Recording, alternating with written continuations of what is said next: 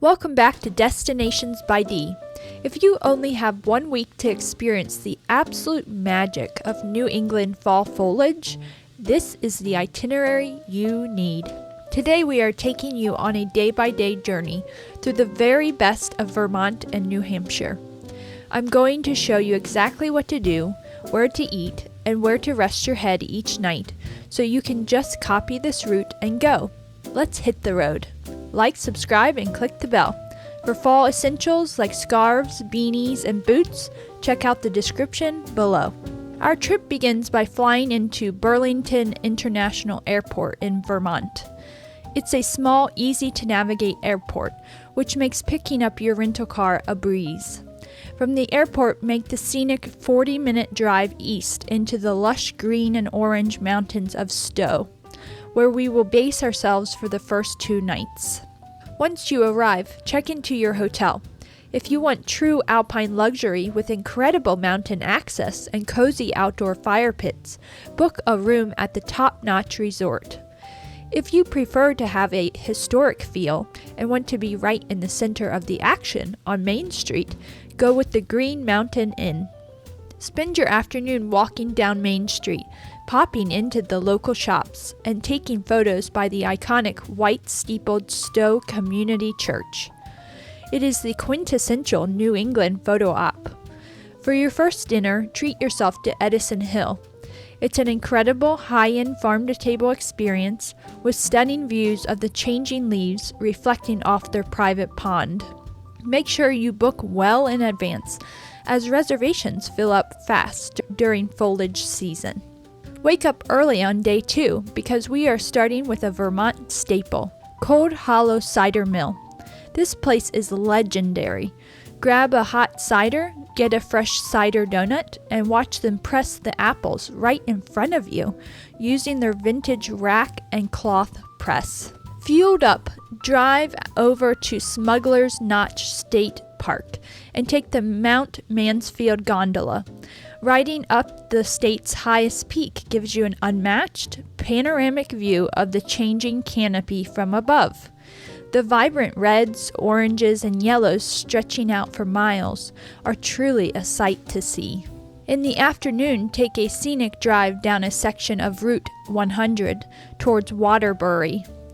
It's frequently voted one of the most beautiful foliage drives in the entire country.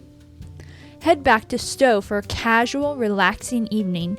Grab a smash burger and a local craft beer at Idle Time Brewing Company, out on their outdoor patio. On day 3, we pack up the car, leave Vermont, and drive straight for the heart of New Hampshire's White Mountains. Today is dedicated to the absolute crown jewel of New England road trips, the Kancamagus Highway, also known as Route 112. Before you start the mountain pass, stop in Conway and grab a hearty gourmet grilled cheese sandwich at Cheese Louise, because you'll be spending the rest of the day in the car and out on the trails. Take this 34-mile stretch of highway incredibly slow. You will start near Lincoln and drive east. You'll want to pull over at the Pygmalion Overlook for sweeping mountain views. Take the short, beautiful walk through the woods to Sabaday Falls and stop for photos at the historic Albany-covered bridge.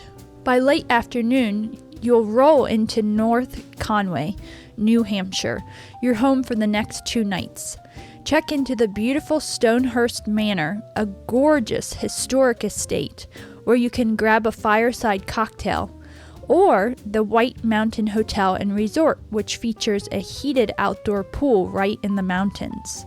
For dinner, head straight to Moat Mountain Smokehouse and Brewery Company for amazing melt-in-your-mouth barbecue after a long day of driving. Day 4 is a double feature, blending the towering peaks of the Mount Washington Valley with the stunning waterfront of the lakes region. For the morning, you have 2 epic choices. Take a nostalgic scenic ride on the vintage Conway Scenic Railroad through the Crawford Notch. Or, if you are brave enough and the weather is clear, Drive your rental car up the steep and winding Mount Washington Auto Road to the highest peak in the northeast. The views at the top are breathtaking, literally and figuratively. In the afternoon, hop back in the car for a breathtaking scenic drive south from Conway down to Lake Winnipesaukee. As you leave the high mountain peaks behind, the landscape opens up into crystal clear waters surrounded by a vibrant sea of autumn colors. Take your time driving the scenic routes around the lake's perimeter, pulling over in charming, classic New England towns like Meredith or Wolfboro to grab a coffee and walk by the water. And while you are exploring the area, make a quick detour to snap a photo at the historic Packard Hill covered bridge. After your lake drive, head back up to North Conway for the evening.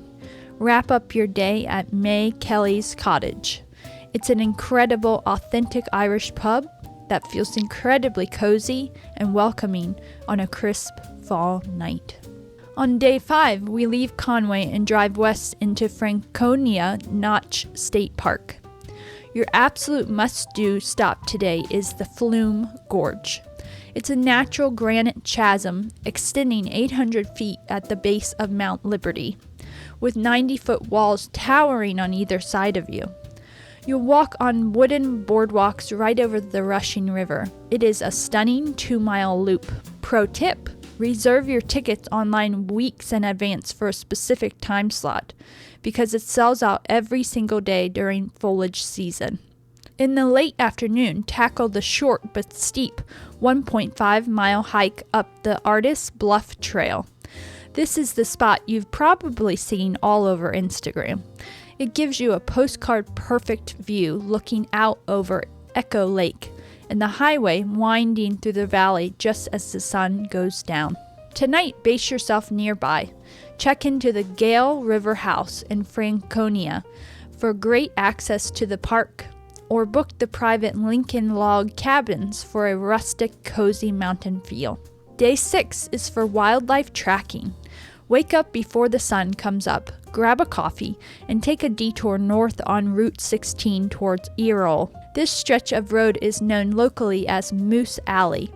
Pull over at the Pontook Reservoir right around dawn. This is your absolute best chance at spotting a moose coming out of the trees to feed in the water. Even if you don't spot one, the morning mist rising off the reservoir, surrounded by the vibrant fall colors, is totally worth the early alarm. Spend the rest of the day relaxing in the White Mountains or checking out any trails you missed in Franconia Notch, like the beautiful Lonesome Lake Trail or the Basin Cascades Trail. On day 7, it's time to head home. Enjoy a slow, scenic drive back west across the Vermont border. Break up the drive by stopping at the Danville Corn Maze. It's the largest in Vermont and a great way to stretch your legs. Grab a relaxed lunch in the charming town of St. Johnsbury. From there, it's an easy, scenic drive back to Burlington to drop off your rental car and catch your flight home. Before you start booking, let's talk logistics. Fall foliage moves from north to south and from high elevation to low elevation. Because the specific 7-day itinerary focuses entirely on the northern half of Vermont and New Hampshire, you want to go early.